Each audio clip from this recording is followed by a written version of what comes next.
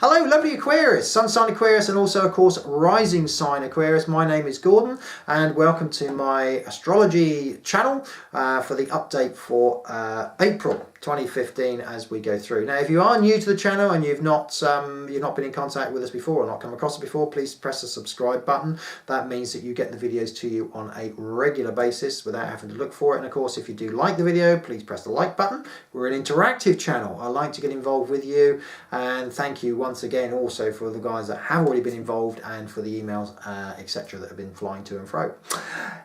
Okay, so we have here the astrology for, as I said, rising sign and also sun sign Aquarius for the month of April.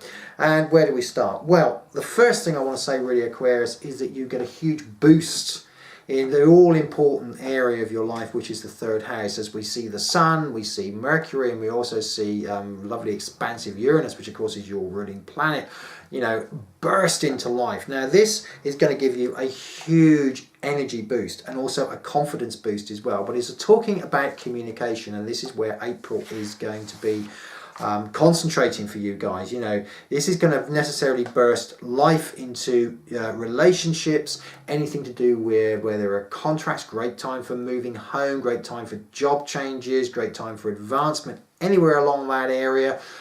This is where it comes into its own for you, lovely Aquarians.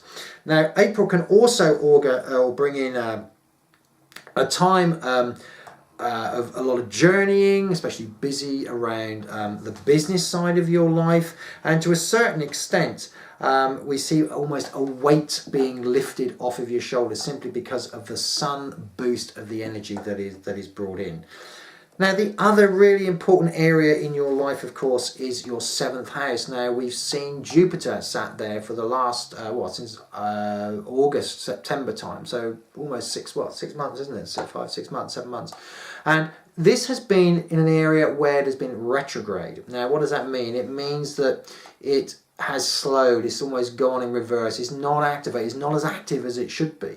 Now, the brilliant news comes in that as we look at this month of April, we see Jupiter start to be re-energized, and it starts its move forward again. It starts to go what astrologers call direct, which means that its energy can once more be, you know, activated. Now, it's in an important, and also I have to say through April, a very well supported house. Now, Jupiter, as I said, sits in Leo. It's in your seventh house, and this is the house of relationships. And mid-month, it moves direct. Now, the effect that this will have is that it can remove blocks where you've been experiencing perhaps feeling of moving backwards or uncertainty around a relationship. It can remove blocks, and this is especially around emotional issues in your life or relationship issues where, you know, you've been looking for some clarity.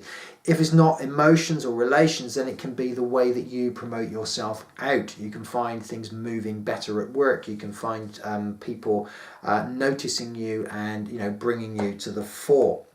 The other important one that we need to look at also is Venus, and this transits from your fourth house to your fifth house. Now, your fifth house is the wonderful, talkative Gemini, and you know, Gemini and Venus do, you know, they can tend to go together quite well, and this will give you a feeling of fun this month.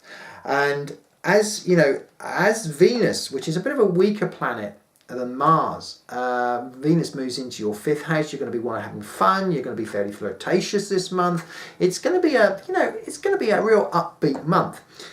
Now, Venus is replaced by Mars, and the Mars energy in your fourth house, it's going to try and motivate. It's going to give you stability. It's going to give you that edge, that bit of concrete that you feel you can stand on. Now, this may act also as a bit of a challenge as far as relationships are concerned. Now, if you're in a relationship, I wouldn't say battle, but if you're in a relationship where things needing to be sorted out, you know, Mars and Jupiter are going to form what they call a challenging aspect. Now, the beauty on this one, this is what you've got to be looking at here, is that Mars is continuing to move and is continuing to close onto Jupiter. So this is a great aspect. It's called the closing aspect.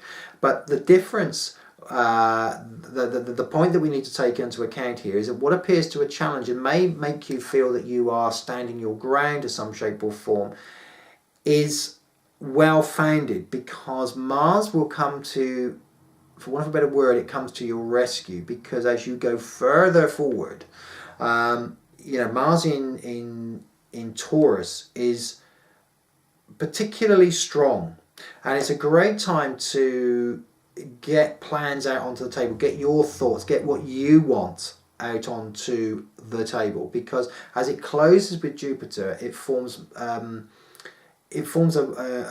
really positive aspect. So somebody will necessarily listen to and respect your point of view, providing you put it. If you don't put it, then you can find yourself in a similar position where you started. So this is a great time to say, look, I want this, I want that, as far as relationship issues are concerned, and someone will necessarily listen, or they will bring about a necessary change for you. Now, the other thing we need to also consider here is the lunar eclipse. Now, the lunar eclipse is in your 9th house and takes away a lot of self-doubt that you may have been feeling around you. So all in all, Aquarius, this is a very positive month. This is a month for you to stamp your authority. This is a month for you not to be afraid to stick your head above the parapet. It gives you an enormous bundle of energy, and the universe is saying, here, come and take it. Come and lift yourself. Thank you very, very much, Aquarius, for listening to this video for the month of April coming up. And if you've enjoyed the video, please press the like button. Of course, also subscribe, and that will get the other videos coming straight to you, and without having to look for it. So once again, thank you very, very much, lovely Aquarians, and I look forward to speaking to you again next week.